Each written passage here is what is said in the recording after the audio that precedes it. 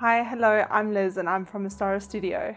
In today's video, I'd like to have a little chat to you about this idea of brand authenticity. More now than ever, customers and clients, whether it's services or products all over the world, are having different expectations of businesses and brands.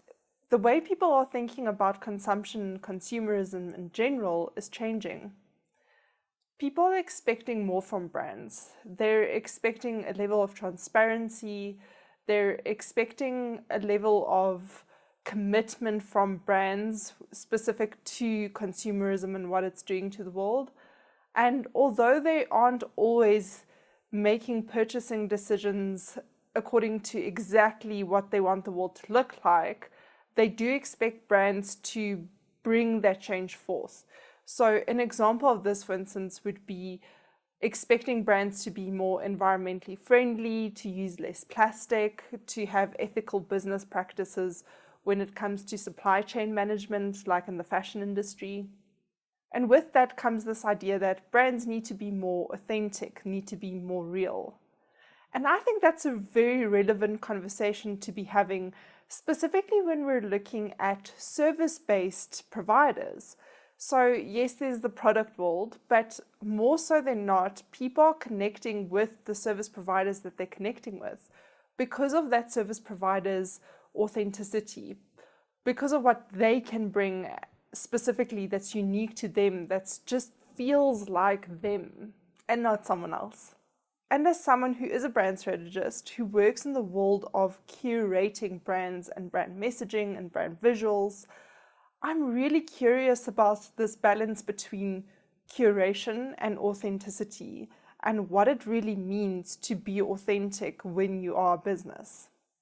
So here are my 5 tips and reflections really on this idea of authenticity and how to cultivate authenticity as a brand. So the first thing is self-awareness. You cannot expect to really fully embrace who you are as a brand and step into your brand's power and authenticity if you don't know who you are first. There has to be some digging, some self-reflection. There has to be self-awareness. You need to be aware of your actions, what you say as a brand. You have to really look at what you're embodying as a brand. You also need to look at the individuals or the leadership, whether you're an individual who has a personal brand tied to a company brand, or whether there's a body of people that represent that brand. That group, that leadership group essentially, needs to be very self-aware. They need to understand themselves and their positions and how their decisions affect the brand and the business. Many clients come to me and they go, yeah, but I'm missing this je ne sais quoi that's in my content on social media. It doesn't feel like me. There's something missing.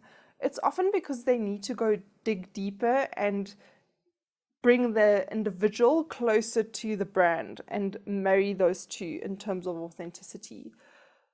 You can do that through journaling. I'd highly recommend just sitting and journaling about your brand, where you fit in the business, where you add value, what the brand really stands for, what you stand for, and work out those gaps between those two. So the next one is really around stakeholder management. You need to attract stakeholders that really align with the core values of the brand. So what do I mean by this? Essentially, you might have leadership that feel very strongly about the brand, and then they need to go and employ or outsource and get the right stakeholders involved to make the business work. And often those stakeholders might not actually really represent the brand really well, and they might not believe in that brand's way of doing things, or they just might not align with that business. And when there's a mismatch in values, essentially, it's not a good relationship when it comes to the brand and implementing what the brand needs to be doing to achieve its goals. When you are recruiting the people that need to be doing the things in your brand, you need to really look at shared values. Think of it in terms of a romantic relationship. When there's 2 people that go into a romantic relationship, often when it doesn't work out, It's because they're not moving in the same direction. They want different things from the relationship, or they don't feel heard and respected as individuals in this relationship. And it's the same with any kind of stakeholder that gets involved. The person needs to feel valued, they need to feel like they're contributing to the brand, and they really need to be moving in the same direction as where you're intending as leadership to direct the brand to. You need to attract the stakeholders that share that common vision. It doesn't mean that the people have exactly the same visions, they're just moving in a similar direction. They have similar ideas and philosophies about the world. That's when they will be able to represent the brand authentically. The next one is about being courageous. Put yourself out there, share your message. Now, another query I get from clients around this issue of authenticity, specifically when it comes to social media sharing, is that it's not really that they don't feel authentic on the platforms. It's that they're so afraid to put themselves out there. Now, I resonate with this. I'm an introvert / ambivert, but I do have severe introvert tendencies. I really enjoy my own company, and I've often used my own company to hide, in a way, from other people. And that's obviously not always a good thing to do. So I get it completely. Social media can seem very foreign, like this thing outside of ourselves that's not really just us sharing when we're with another person. That's easy.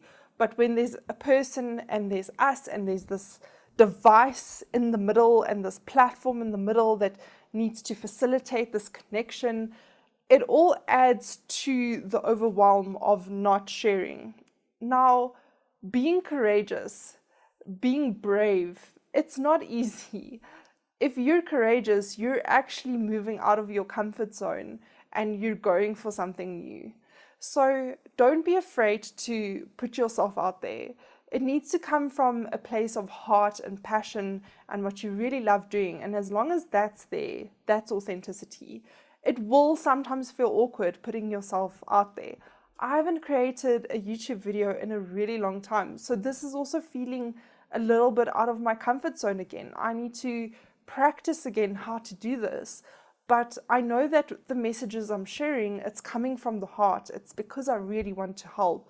So I'm doing it regardless. And that doesn't make the content any less authentic. The next important thing around authenticity is to do as you say. Your actions, your behaviors need to reflect what you say about your brand and what you stand for, what you say you stand for. If there's not alignment between what you do and what you say, then there'll be misalignment for your clients and your customers. They'll pick up that something doesn't feel right. And this happens often with bigger corporations who have these amazing vision, mission, value statements and ideas about how they want to improve the world. And then when you look at their business practices, it doesn't actually reflect that. It's sometimes unethical, or it's sometimes, even if it's not intentional, these business practices that just seem suspect. So what's really important is that you need to do as you say, and that's a strong part of representing your brand in an authentic way. It's not just about what you say, but it's also important to do exactly as you say. So it's all about the doing. And you're going to make mistakes in the long run. It's not about, yes, there'll be errors. You're not always going to be perfect, and that's okay too. But as long as what you're saying is somewhat aligned and how you're responding to those mistakes, that's where the brand's authenticity will come in. The fifth one is specifically intended for companies that have employees and have internal stakeholders as well. So this really is around you as a leader needing to cultivate a company culture of integrity and authenticity. You can't expect the brand and business to be authentic if you don't allow your stakeholders to be authentic and integrous in their own way. They need to be acting in integrity in a way for them, so what works for them. If you're taking that away from, if you're taking that kind of level of integrity away from them at the expense of themselves for your brand, then again, that's not really authentic. That's not really integrous for the brand. So you do need to allow people to be who they are, and you need to create a company culture as a leader to really embrace that and to allow for the natural flow of things to happen. And the people who work for you whose values aren't aligned will naturally fall away over time. You're not always going to attract 100% the people who need to be there. So that's also fine. But you also need to cultivate a culture that is respectful, that's mutually beneficial, where people are adding value and that they feel that they can add value in the way that's true and integrous to them. And then there's a little bit of a bonus reflection, and this one might seem very simple and transparent. And yes, I think for many people it is, specifically if you're an entrepreneur, because I find entrepreneurs know this inherently. It's to know your why. Know why you're doing this. Sometimes when your actions might be all over the place in your brand, or you might be battling a little bit with sharing about yourself on social media platforms, really what matters is that you know your why. You know why you're doing it, and that really is central to the brand's authenticity. If you know your why, it will come from that place of heart. It will come from that place of who you really are, or who the brand really is. And that's where you should be aiming to do any kind of communication, marketing, and messaging from. So that's it for today's YouTube video. Let me know what you feel, if I've missed anything when it comes to brand authenticity. What does brand authenticity mean to you? Let me know in the comments below. And I look forward to posting the next video. See you in the next one.